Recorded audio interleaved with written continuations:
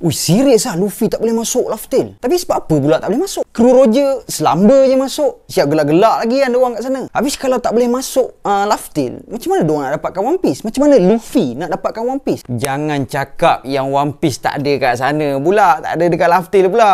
Jadi topik ni pada aku begitu berat. So kita fokus discussion kita tang chorus dulu. So what up gang, Malaysia, Indonesia, Singapura, Brunei. Assalamualaikum, it's your boy Kimis Coverto and welcome back to my channel yang semestinya hanya akan memborakkan berkenaan dengan One Piece. Sebelum tu guys, nampak tak baju yang aku pakai ni? Kimis Coverto and Vice di Studio proudly present to you t-shirt design Jujutsu Kaisen limited edition dengan kualiti kain sandwich 250 GSM. Saiz bermula dari S sampailah 5XL. Dapatkan sehelai, korang akan dapat free gift. Dapatkan 2 helai, nama korang akan masuk dalam giveaway dan berpeluang untuk memenangi earbud transformer ini. Harga hanya RM65 sehelai dan postage kita cover seluruh Malaysia. Baju ni akan ready stock pada 21 Ogos 2023. So pre-order dulu sekarang.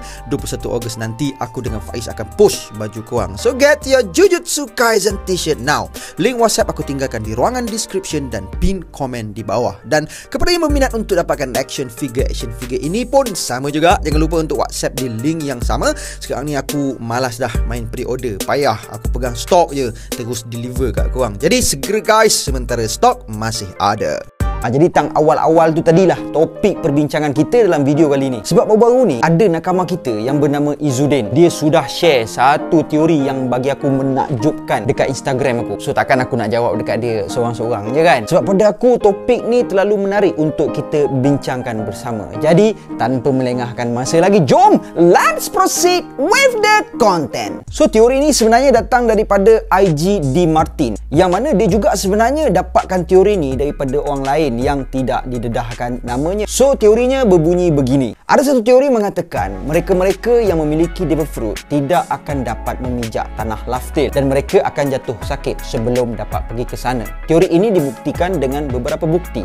First kali yang kita dapat lihat dalam kru Roger. So dalam kru Roger, sebagaimana yang kita sedia maklum, ada 2 pemakan Devil Fruit. Mereka adalah Buggy the Genius Jester dan juga Amatsuki Toki ataupun Kozuki Toki lah. Jadi kedua-dua mereka ni telah jatuh sakit dan tidak dapat menjejakkan kaki mereka ke Laugh Tale. Dan berkemungkinan Shanks melihat dan menganalisa fakta ini. Dan kita boleh tengok sepanjang siri One Piece ini, kita masih lagi belum melihat Shanks memakan atau menggunakan Devil Fruit.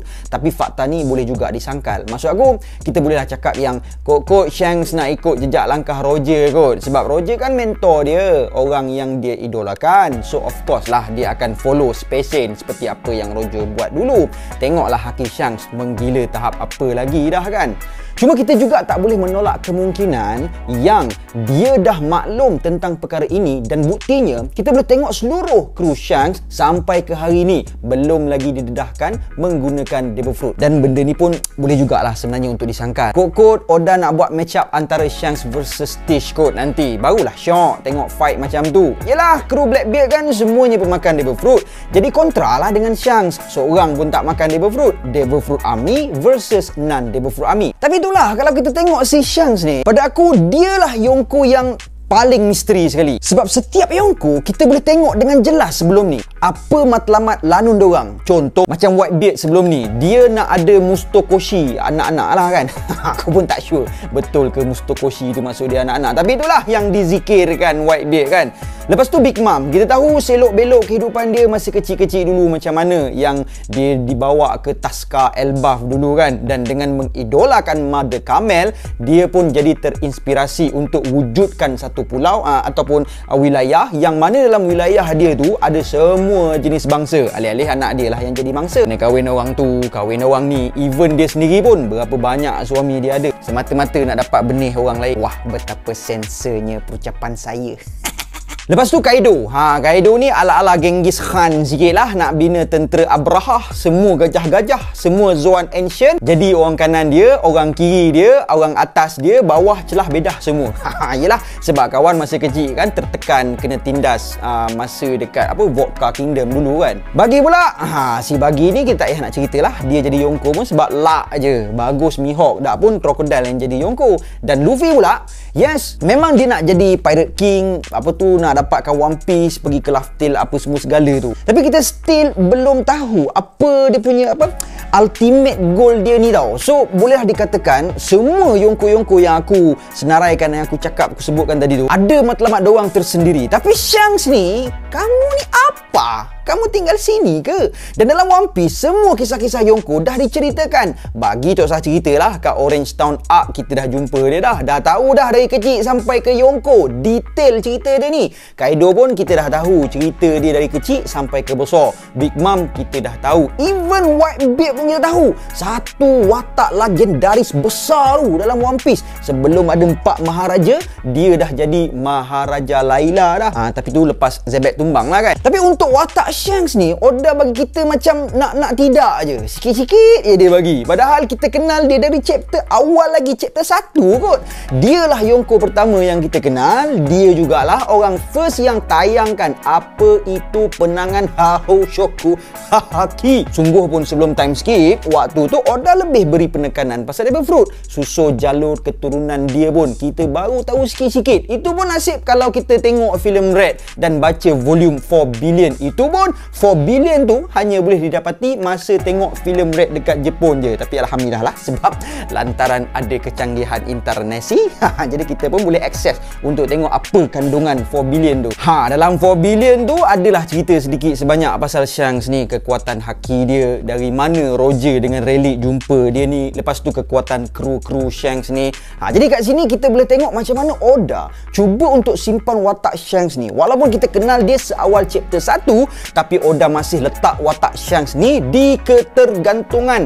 Walaupun kita macam dah boleh nampak susu galur keturunan dia. Lepas tu kekuatan Shanks ni, alhamdulillah lah, nasib baik Oda belanja. Ryukugyu pun terketar-ketar lah apa, Kid dengan Killer pun ke laut dalam lah juga kan. Tapi persoalan yang terbesar adalah sama ada dia baik ke jahat. Aku personally tak nak lah Shanks ni jahat pula kan. Dan kita juga boleh tengok yang kabel Shanks ni cukup besar. Dan boleh dikatakan baik Marine, Gorosei, Lanun, boleh dikatakan semuanya hormat dekat dia. Tengok macam mana dia pujuk Sengoku masa kat Marineford dan masa kat Marijoa.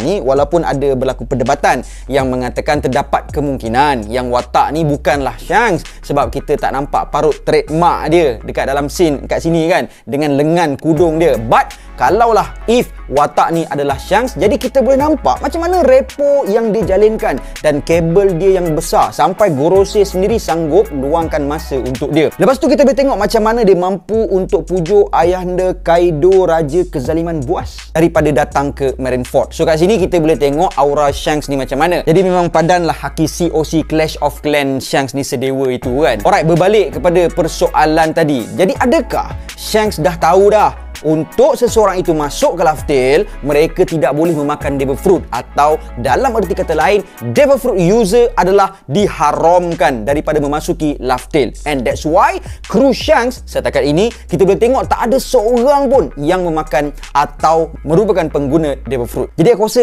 soalan ni sangat baik pada aku untuk kita ketengahkan semula, memandangkan siri One Piece pun dah hampir-hampir nak cecah Laftel dah pun kan. So guys, macam mana menurut korang? Adakah korang bersetuju yang Devil Fruit user tak boleh jejakkan kaki dia ke Laftel? Please leave your thought di ruangan komen, sebab aku nak tengok korang punya pendapat dan korang punya cadangan jawapan macam mana. Sebab aku pun still figuring out lagi macam mana nak jawab persoalan ni. Sebab yelah, betul kita nak dapatkan apa One Piece kena pergi Laftel lah kan. Tapi kalau macam mana kalau nak pergi masuk Laftel tu tak boleh, Devil Fruit user ni diharamkan. Jadi macam mana nak dapatkan One Piece?